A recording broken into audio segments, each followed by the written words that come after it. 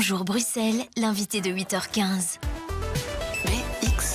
Invité de 8h15 ce vendredi matin, Ludivine de Donder, ministre de la Défense, donc membre du gouvernement fédéral et membre du Parti Socialiste. Bonjour Ludivine de Donder. Bonjour. Déplacement spectaculaire de la Commission européenne avec Ursula von der Leyen, mais aussi une quinzaine de commissaires hier à Kiev pour rencontrer le gouvernement ukrainien. C'est une manière pour l'Europe d'afficher un soutien sans faille aux Ukrainiens ?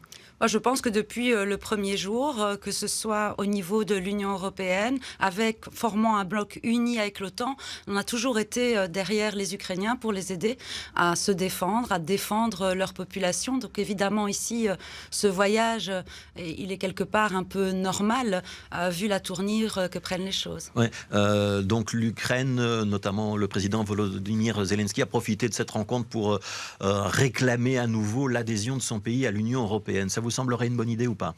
Alors, c'est un processus, évidemment, qui va prendre du temps. Il y a des critères auxquels l'Ukraine devra répondre. Ouais, des critères de convergence économique et aussi des critères d'état de droit et d'indépendance de la justice, par exemple. Effectivement, il y a toute une série de critères. C'est bien que ces pays puissent aller vers cette voie, mais ça ne peut pas se faire du jour au lendemain. Il faut évidemment respecter le parcours classique. Alors, ça, c'est pour l'aspect plutôt politique et diplomatique. Pour l'aspect militaire, et ça vous concerne plus directement en tant que ministre de la Défense.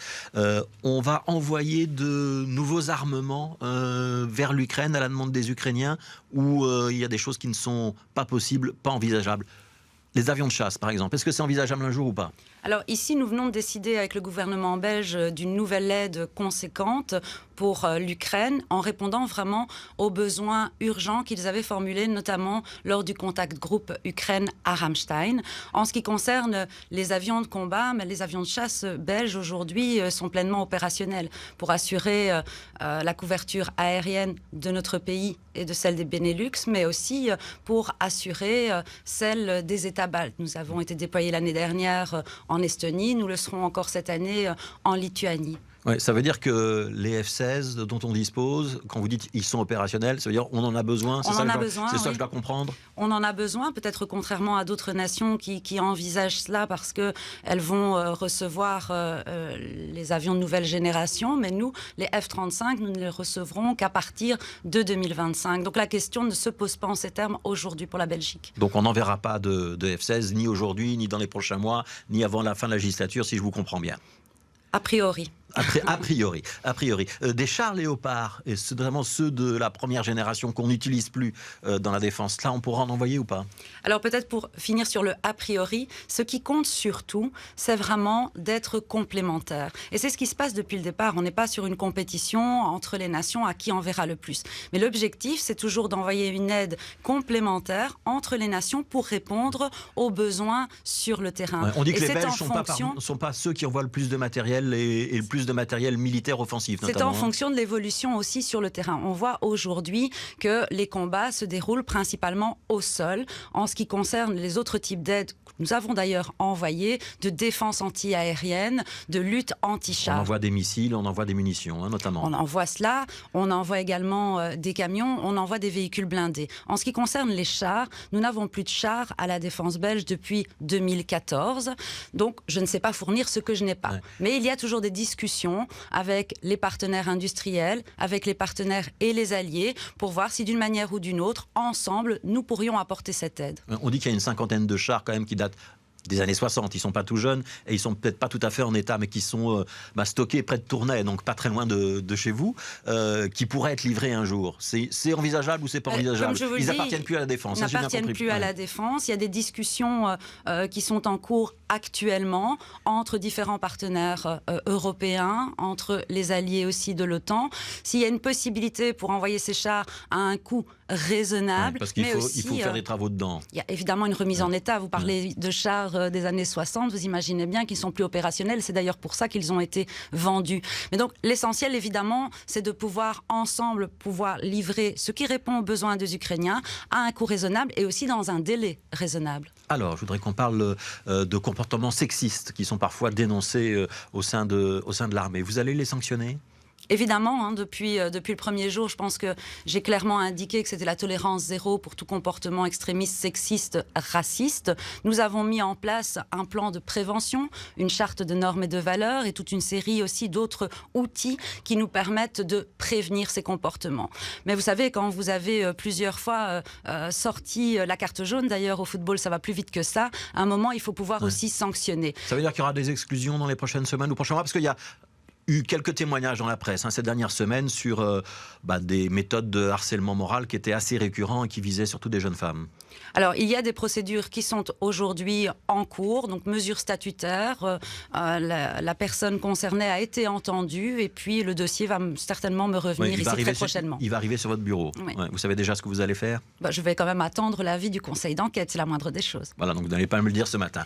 L'armée de demain, ça passe notamment par la maîtrise du web et ce qu'on va appeler le cyberespace ? Exactement. On va créer une 5e composante parce que c'est un théâtre d'opération à part entière. C'est vrai que Internet, c'est un outil fantastique, mais c'est aussi un espace de vulnérabilité. Il y a déjà un officier qui a été désigné pour prendre la direction de cette composante. Oui, un général. On a lancé le premier commandement cyber. Nous sommes en train de monter en puissance en augmentant les moyens technologiques, les moyens humains aussi. Nous recrutons. L'objectif, c'est d'arriver à une composante 2 tiers civils, 1 tiers militaire. Ça veut dire qu'il y aura 2 tiers de civils dans cette composante cyberdéfense.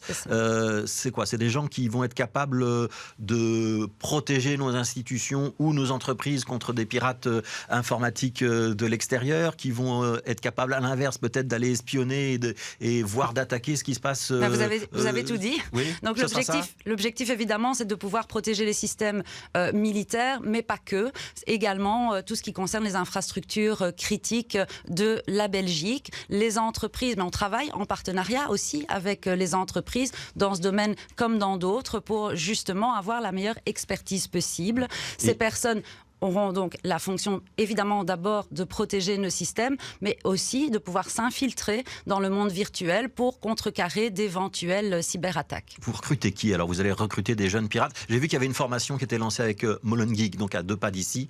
On verra des militaires dans le campus de Molengeek ou des jeunes de Molengeek qui, après leur formation, qui vous apprennent le codage et plein d'autres choses, pourront postuler à la défense. Il y a toute une série d'initiatives. Alors, on recrute différents profils, des personnes qui ont suivi un parcours scolaire classique, qui ont un diplôme, mais aussi des personnes qui ont eu un parcours différent, mais qui ont l'envie et le potentiel que pour avoir des perspectives d'avenir. Et l'objectif, c'est de pouvoir vraiment les aider, les accompagner, les encadrer et les former. Avec Molengeek, on a un partenariat avec donc cette association, avec également Microsoft, pour former ces jeunes Molengeek. Donc ce sont des passionnés d'informatique qui n'ont peut-être pas la formation et qu'on va pouvoir encadrer pour les amener à trouver un emploi. Vous avez une idée du nombre de personnes que vous allez embaucher dans cette composante cyberdéfense dans les prochaines années ? Ce sont des éléments qu'on ne dévoile pas, évidemment. Mais c'est plus qu'une dizaine. Oh oui. C'est plus qu'une centaine. C'est quelques centaines. C'est quelques centaines. Puisqu'on parle de Molengeek, de formation et de parcours professionnel pour les jeunes, vous aviez émis l'idée, lorsque vous avez pris ce poste de ministre de la Défense, que la Défense devait servir notamment à l'intégration des jeunes, notamment à l'intégration des personnes sans emploi, avec une aide à la formation, une aide à la réinsertion. Ça va se concrétiser ? Oui, totalement. Donc la Défense, elle a aussi finalement cette possibilité d'être un ascenseur social et un vecteur d'émancipation. Donc en parallèle, nous menons des projets avec les entreprises belges pour former ensemble des jeunes et leur donner donc des perspectives d'emploi, des perspectives de carrière. Aujourd'hui en Belgique, on a à peu près à 320 000 jeunes qui n'ont pas de formation, qui n'ont pas d'emploi, qui sont au chômage ou qui bénéficient d'un revenu d'intégration sociale. Mais vous mettez donc quoi, à la place du Forum, à la place de Bruxelles Formation ? Nous travaillons... Non. Les organismes de formation et d'emploi tels que le Forum, le VDAB et Actiris sont des partenaires. C'est ensemble avec ces partenaires que nous avançons. Qu'est-ce qu'apporte la Défense ? Est-ce que ça a déjà commencé ? Est-ce que ça va commencer ? Et qu'est-ce que va apporter la Défense comme expertise là-dedans ? On a mené quelques projets pilotes l'an dernier. Et ici, nous sommes occupés à finaliser les accords de coopération entre les entreprises, la Défense, les organismes de formation.